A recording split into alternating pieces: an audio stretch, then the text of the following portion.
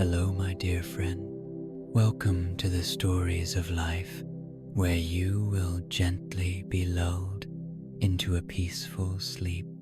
I am Lucius, someone who loves to listen and heal emotions, and it is truly an honor to accompany you as a comforting voice beside you in the quiet moments of the night. Just a voice, along with the soft hum of the world outside your window, or perhaps the gentle rhythm of your own breath. Do you feel tired, my dear friend? Is it as though the air feels heavier in the silence and your shoulders sink under the weight of something you can't quite name? Sometimes the loneliness doesn't come with a loud cry. It drifts in quietly, doesn't it? Like a shadow at twilight, stretching itself across your heart when no one is looking. Maybe you felt it when you passed by a couple laughing in the street, or when you scrolled through messages and saw no new ones waiting for you. It can be subtle and yet so overwhelming.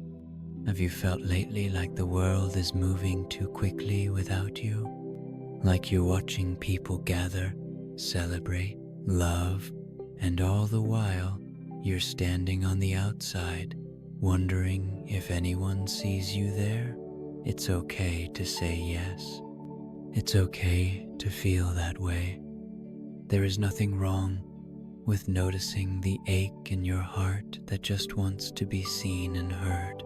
Sometimes we are surrounded by people and still feel lonely.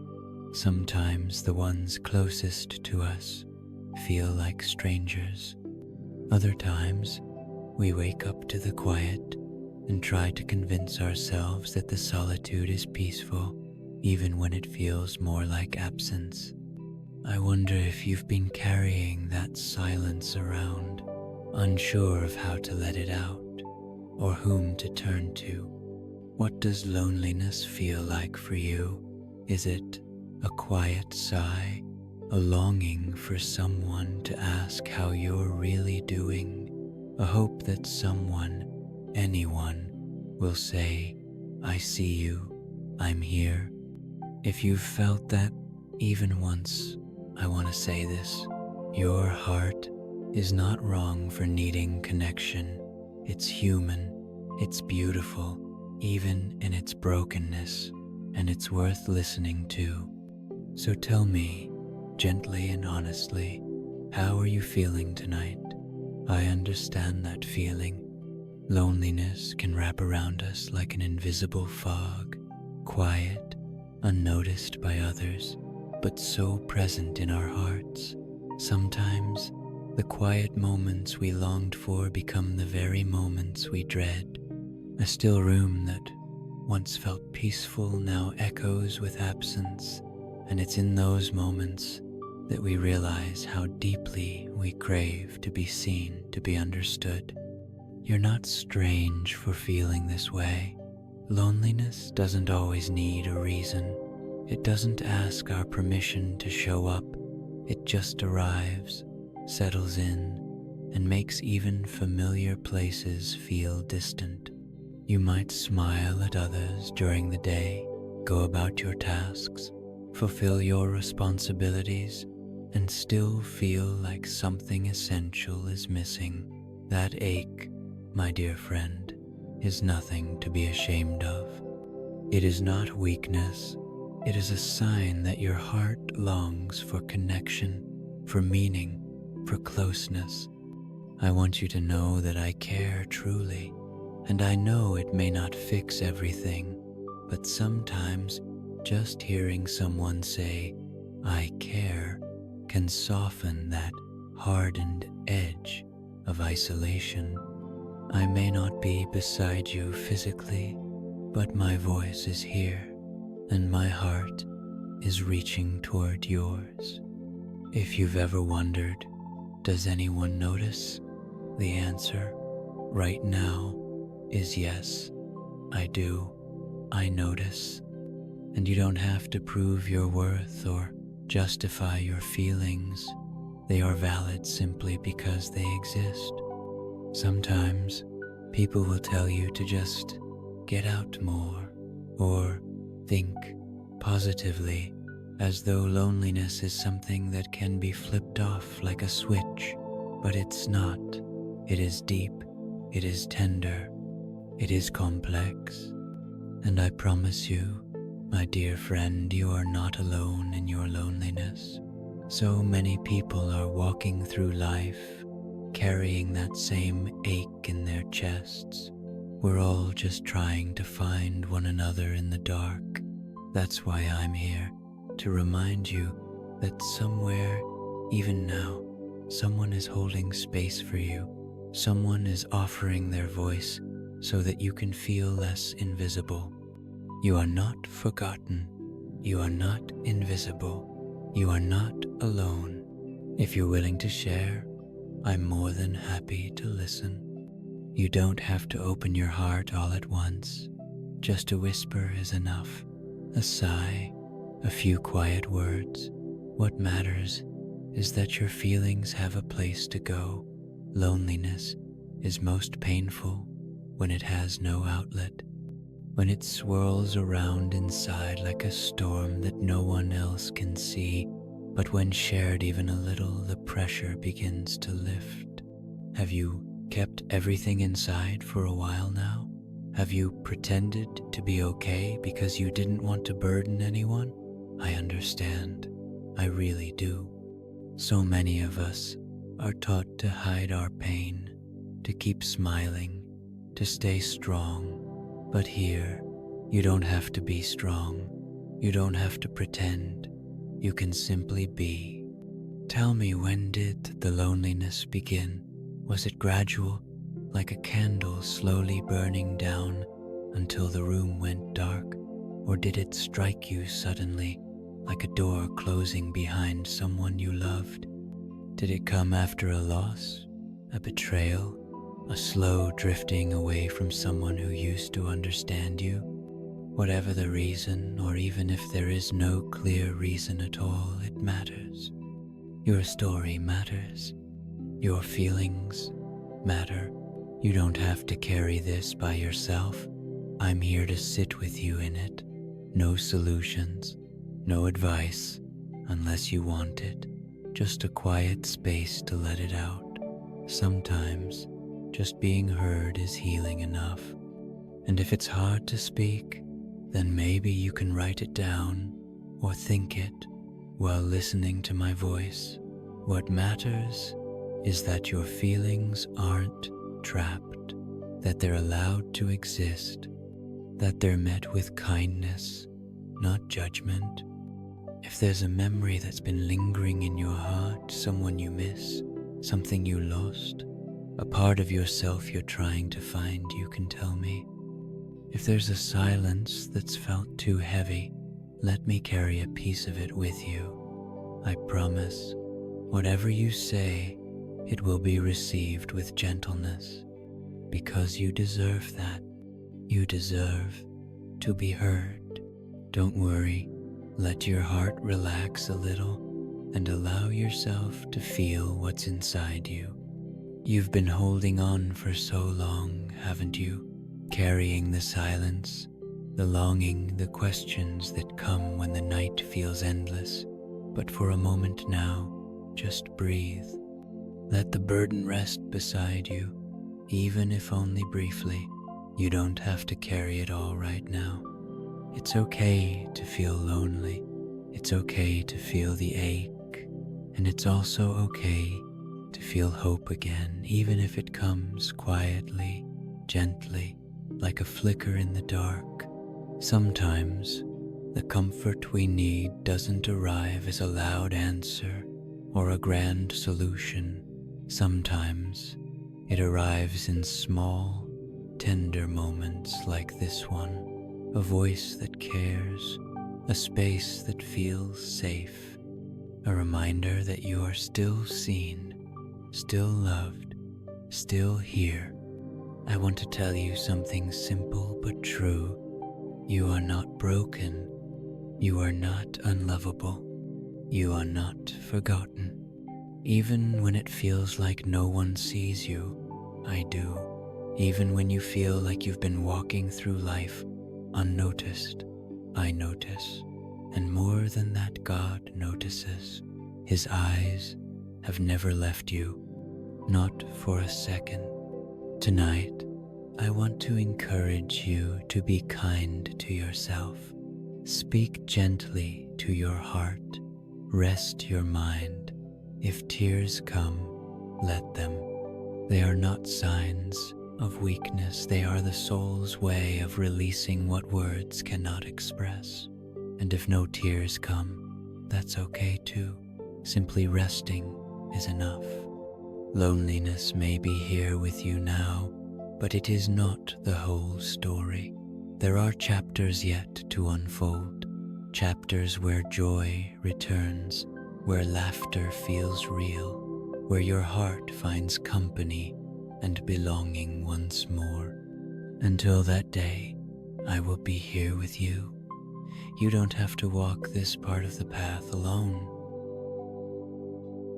My dear friend, I know that at times like this, you might feel as though you are alone, but I want to tell you, you are not alone. Even when the room feels quiet and the hours feel endless, even when it seems like no one understands the deep ache in your heart, please believe me when I say there are others who have walked through this same night, others who have cried quietly, asking the same questions you may have asked. Does anyone care? Will this feeling ever pass? Tonight, I want to gently remind you of something.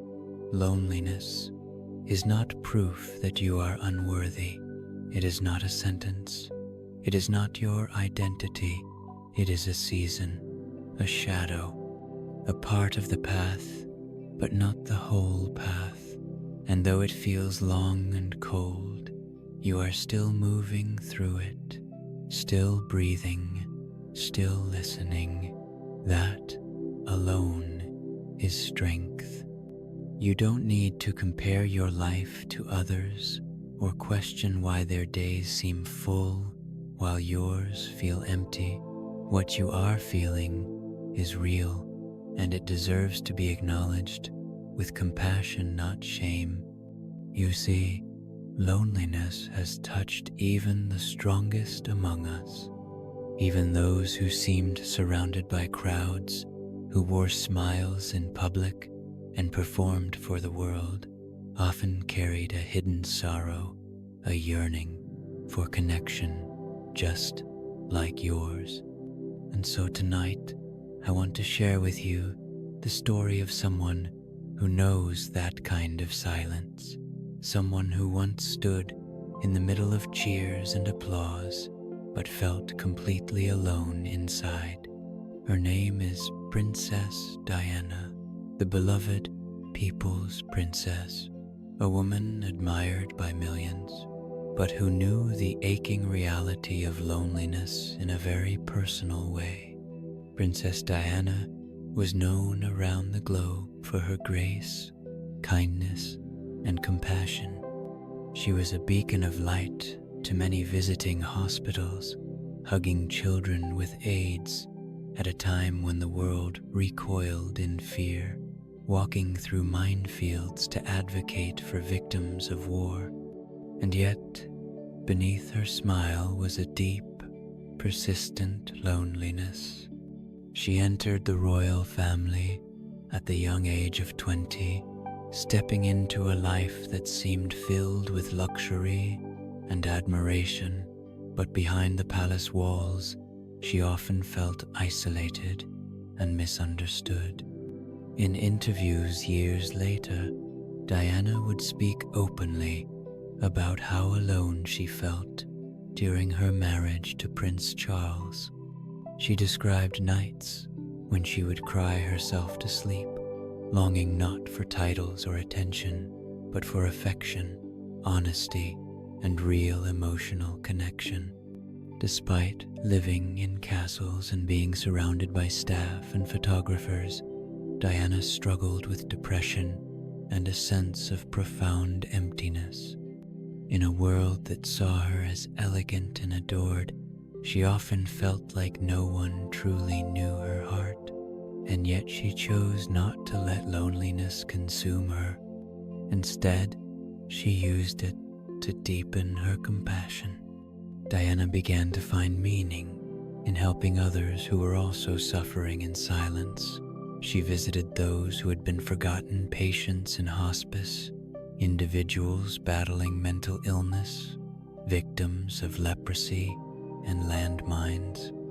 With every hand she held, every tear she wiped, she was saying, "I see you. You are not alone." And in turn, she began to heal little by little. There is one particular moment that captures this beautifully. During a hospital visit in London, Diana met a young boy who had been terribly injured in an accident. He was disfigured and withdrawn, unwilling to let anyone near him. But Diana, dressed in a simple outfit with no gloves, knelt beside him and gently took his hand. She didn't flinch. She didn't pity. She simply stayed with him quietly, fully present. The boy began to cry, and so did she. That is the power of shared humanity. That is the medicine for loneliness, presence. Though Diana's life was tragically cut short, her legacy remains, not because of her crown or fame, but because of her ability to turn her loneliness into love. She found purpose, not in being admired, but in truly connecting with others. She helped the world see that even those who appear surrounded can be suffering in silence, and that compassion, freely given, can be the very bridge. It would have been easy for her to build walls, to withdraw, to harden, but instead she softened, and in that softness she became a source of hope for so many who felt forgotten. I think about Princess Diana often, especially when I speak with someone who feels alone, because her story reminds us that loneliness does not discriminate. It can touch the famous and the unknown, the wealthy and the poor, the young and the old. It doesn't care about status or beauty or followers. It simply comes, and when it does, it asks only one thing: will someone be with me in this? And when I think of Diana crying behind closed doors, despite the world adoring her, I see you. I see the part of your heart that has also cried silently, wondering if anyone would notice. I see the you that smiles in public but aches in private. I see the bravery it takes to keep going when it feels like no one is walking beside you. Diana once said, "The greatest problem in the world today is the feeling of being unloved." She knew that pain deeply, and yet she also knew how to reach through it, how to offer love even while she was still healing.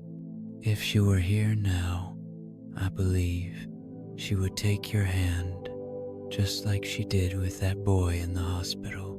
She would say, "You matter, you're not alone," and I believe you'd feel, in her presence, that comforting truth that you are worthy of kindness, of connection, of being truly seen. You and Diana may come from very different worlds, but your hearts speak a similar language, and her story is proof that the ache of loneliness doesn't have to be the end of your story. It can be the beginning of something beautiful, a deeper compassion, a clearer sense of self, a greater capacity to love. Princess Diana's story is a reminder that sometimes, in our darkest moments, we find the light, not because the pain disappears, but because we discover how to reach beyond it, how to give what we long to receive. And so, my dear friend, if tonight you feel like no one sees you, if you wonder if your voice matters, if your heart aches with silence, and you long for just one moment of connection, let this be that moment. Let her story remind you that you are not alone in your loneliness, that others have walked through this darkness and found meaning in it, that even the most admired among us have whispered into the night, "Please, someone understand me."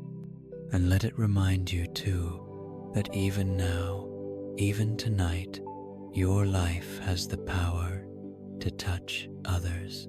Your story, your tears, your strength in simply making it through this day, it matters. You may not have a palace or a title, but your heart is just as precious, just as capable of healing, just as worthy of love. So if all you can do right now is breathe and listen, that's enough. If all you can do is hope quietly that someone out there understands, I do. You are not forgotten. You are not invisible. You are held and seen and loved. Now, my dear friend, I want to encourage you to be strong. You have already shown so much quiet courage just by staying, just by listening, just by allowing yourself to feel. That takes strength. The world may not see those small acts of survival, but God does, and I do. Life will not always be easy. Some days feel endless. Some nights seem darker than others. But even then, you are never walking through it alone. You don't have to hold yourself up by your own strength every time. You have a loving God who walks beside you, who knows your sorrows and collects every tear. You are not forgotten in your struggle. You are not abandoned in your loneliness. And though the world may not always understand what you're carrying, God does. He sees the parts of your heart you don't speak of. He knows when your smile is covering up pain, and still, He stays. So be strong, not because everything is perfect, but because even in your weakness, you are still growing, still loved, still carried by grace. As it says in Isaiah 41:10, "Fear not, for I am with you. Be not dismayed, for I am your God. I will strengthen you, I will help you, I will uphold you with my righteous right hand." This verse is a promise one not bound by time, not limited by place. Whether you're lying in bed in silence, walking through a crowded street, or weeping in the quiet, He is with you, not watching from afar, but holding you close. Loneliness often lies to us. It tells us we are forgotten. It tells us no one would notice if we vanished. But God's word breaks through that lie with truth. I am with you. He doesn't say, I'll visit occasionally, or I'll wait until you're better. He says, I will help you, and I will uphold you. That means, even when you feel too weak to stand, He stands for you. Even when your heart is tired, His strength is not. Even when no one calls, no one texts, and no one knocks on your door, God is there, whispering peace, offering His hand. You are never truly alone. Remember this, my dear friend. In your weakest moments, God is closest. He does not abandon those he loves, and he loves you deeply, completely, eternally. When you feel like your voice is too quiet to be heard, he listens. When your prayers feel empty, he answers, not just with words, but with presence. Maybe you don't feel him right now. Maybe all you feel is silence. But that silence is not absence. Sometimes God is quiet because he is near, so near that he doesn't need to shout. In the Bible, God spoke to Elijah not through the wind, not through the fire, not through the earthquake, but through a still, small voice. That same whisper still speaks today in your heart, in your breath, in the gentle awareness that you are still here and you are still loved. God has not left you. He walks with you through the valley. He stays with you in the silence, even when you doubt, even when you break down, even when you give up. He remains faithful. So lean into that truth. Let it warm you like a blanket on a cold night. Let it be the hand you hold when no one else is around. God is here, and he will not let go. Do not let this season of loneliness define your worth. Do not let it harden your heart or make you forget who you are in God's eye. You are still called, still chosen, still loved beyond measure. Even this moment, this pain, has a place in his plan for you. As it says in Psalm 34-18, the Lord is close to the brokenhearted and saves those who are crushed in spirit. He does not waste your suffering. Every tear, every sleepless night, every silent prayer, he gathers them all and turns them into something sacred, something beautiful. So don't give up. Keep living according to his teachings, even when it's hard. Be kind, even when others are cold. Keep forgiving, even when the world is unfair. Keep praying, even when you feel alone. These are not small acts. They are acts of great courage. They are signs that your heart is still alive, still reaching, still trusting. Let God shape your loneliness into compassion. Let him use this season to deepen your empathy, widen your love, and bring you closer to his heart. There is meaning here even if you can't see it yet. Be strong, my dear friend. Do not give up. Walk slowly if you must. Rest when you're tired, but do not quit. Live according to God's teachings, not because life is always fair, but because his way is always faithful. He will never lead you into pain without a path to peace. And the love you are longing for, the connection, the belonging, it will come. Maybe not today, maybe not as expected, but it will come. As it says in Jeremiah 29-11, "For I know the plans I have for you, declares the Lord, plans to prosper you and not to harm you, plans to give you a future and a hope." This is not the end. Your story is still unfolding, and I believe with all my heart that better days are ahead, days filled with light, with connection, with moments where you feel truly seen. Until then, hold on to hope, hold on to faith, and above all, hold on to God. He is guiding you step by step, breath by breath, even now. Sleep well tonight, my dear friend. You are not alone. You are deeply loved, always.